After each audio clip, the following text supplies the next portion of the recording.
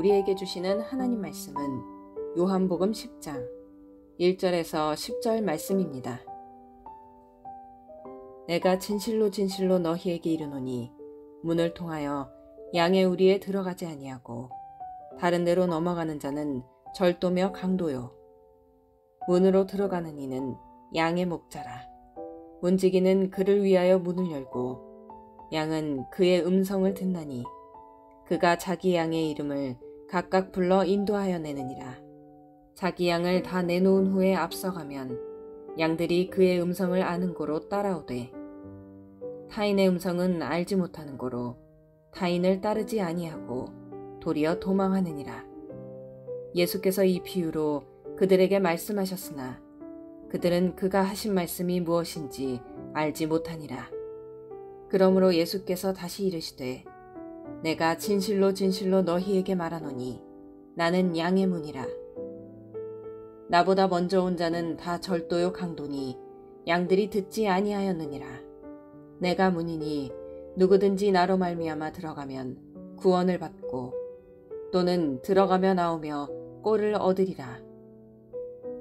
도둑이 오는 것은 도둑질하고 죽이고 멸망시키려는 것뿐이요 내가 온 것은 양으로 생명을 얻게 하고 더 풍성히 얻게 하려는 것이라.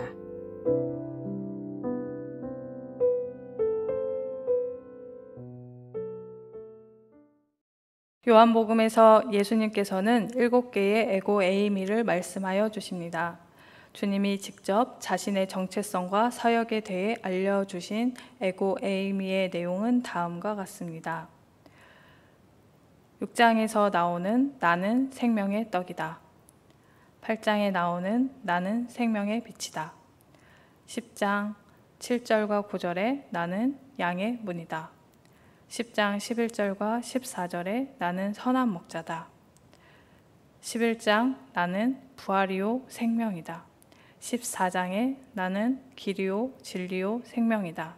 15장 나는 포도나무다 라고 말씀하여 주셨습니다. 지도자들을 목자에 그 백성을 양에 비유하는 것은 중동 및 성경에서 일반적이었습니다. 당시 목축은 흔한 직업으로 구약 지도자 중 많은 사람이 목자였으며 이스라엘 조상들 대다수가 목자였습니다. 그래서 목자, 양의 문 표현이 예수님 당시 사람들에게는 매우 익숙한 내용이었습니다. 예수님 시대에 목자의 직업이 큰 비중을 차지했기에 팔레스타인 들판 곳곳에는 양과 염소들을 몰아둘 수 있는 양우리가 많았습니다. 양우리에는 여러 종류가 있었습니다.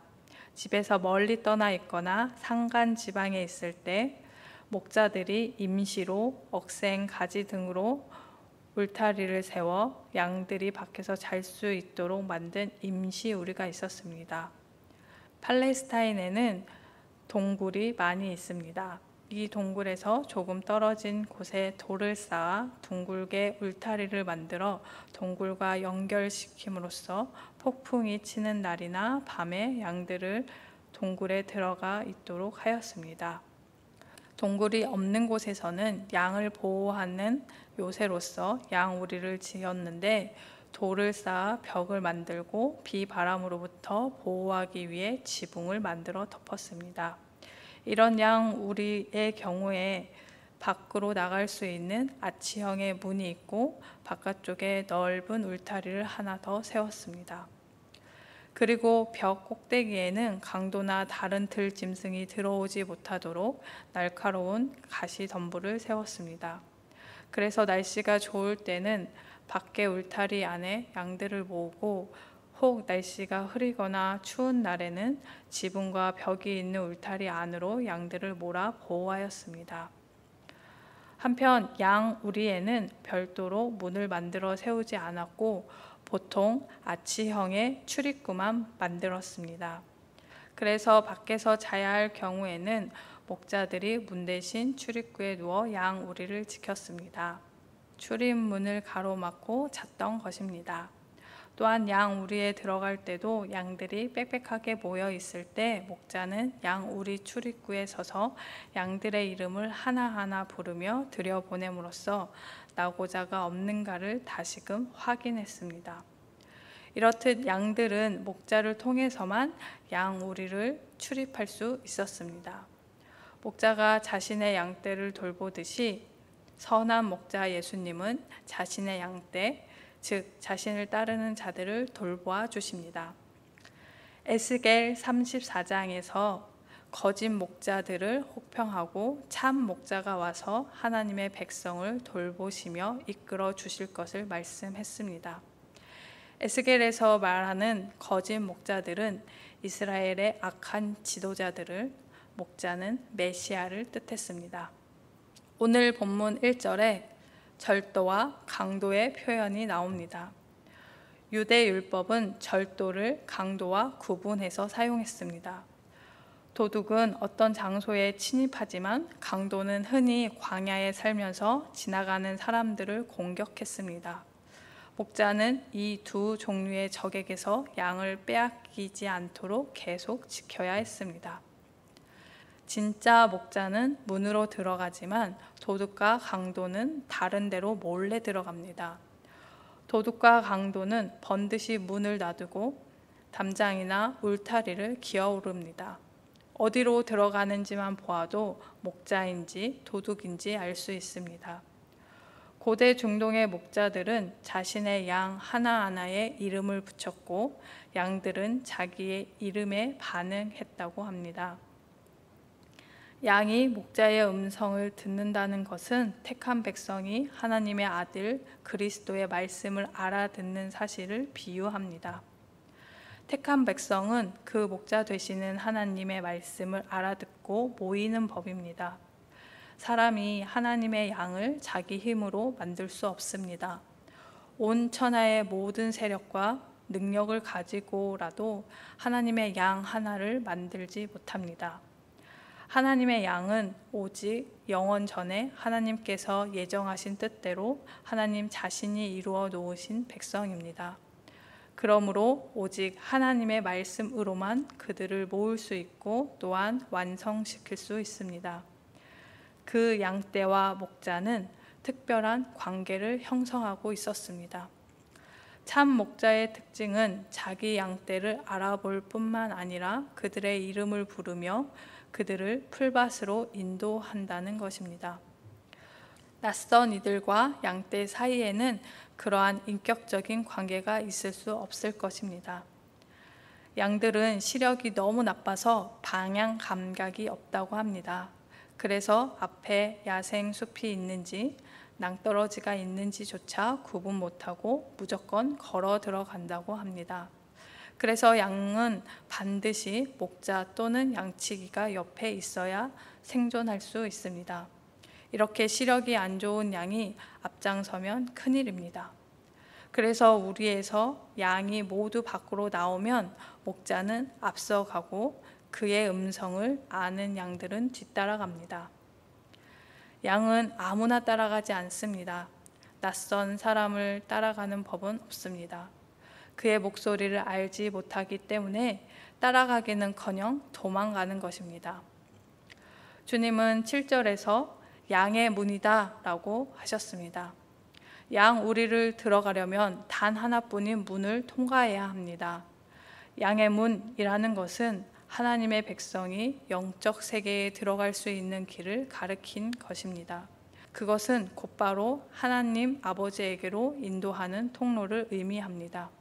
오늘 본문 9절 말씀입니다. 내가 문이니 누구든지 나로 말미암아 들어가면 구원을 받고 또는 들어가며 나오며 꼴을 얻으리라. 오직 예수 그리스도로 말미암아 들어가면 구원을 얻는다고 분명히 말씀하십니다. 그리고 주님으로 말미암아 꼴을 얻을 수 있습니다. 시편 23편 1절과 2절 말씀입니다. 여호와는 나의 목자시니 내게 부족함이 없으리로다. 그가 나를 푸른 풀밭에 누이시며 쉴만한 물가로 인도하시는 도다. 다윗의 고백처럼 우리 주님이 우리를 쉴만한 물가로 인도하셔서 질 좋고 맛 좋은 꼴을 먹이십니다. 10절 말씀입니다. 도둑이 오는 것은 도둑질하고 죽이고 멸망시키려는 것뿐이요 내가 온 것은 양으로 생명을 얻게 하고 더 풍성히 얻게 하려는 것이라. 하나님의 백성인 이스라엘은 악한 지도자들과 거짓 선지자들, 거짓 메시아들 때문에 고통당해왔습니다. 예수님 때만 그런 것이 아닙니다. 지금도 거짓 선지자들, 거짓 메시아들이 미혹해하여 많은 영혼들이 주님과 멀어지고 멸망의 길로 가는 안타까운 일들이 일어나고 있습니다. 예수님은 자기 양들에게 풍성한 생명을 주십니다. 하늘의 영원한 생명, 지금과 영원토록 모든 신자들이 소유하게 되는 생명을 주십니다. 자기 자신의 생명을 대가로 지불하시고 우리에게 영생을 주십니다. 그러나 도적은 도적질하고 멸망시킨다고 합니다. 우리는 누구를 따라가야 할까요?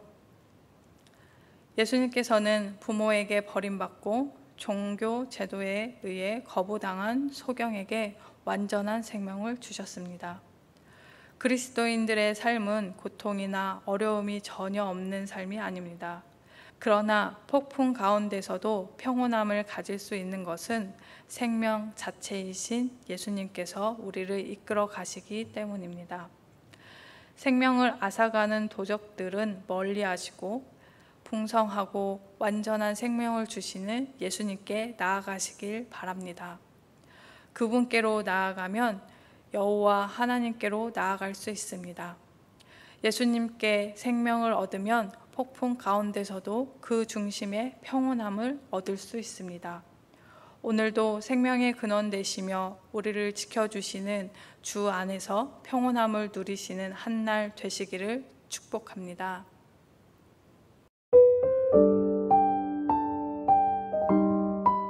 지금은 함께 기도하는 시간입니다. 2월의 공동기도 제목은 첫째, 모든 성도가 생명의 삶, 요한복음 큐티를 통해 신앙의 기초를 다지게 하소서. 둘째, 주일, 새벽, 금요예배 말씀을 통해 회복과 부흥이 일어나게 하소서. 셋째, 각 구역 예배가 말씀으로 깊어지는 사랑의 공동체가 되게 하소서. 넷째, 모든 사역이 말씀으로 세워지게 하소서. 말씀을 붙잡고 기도하는 귀한 시간 되시기를 바랍니다.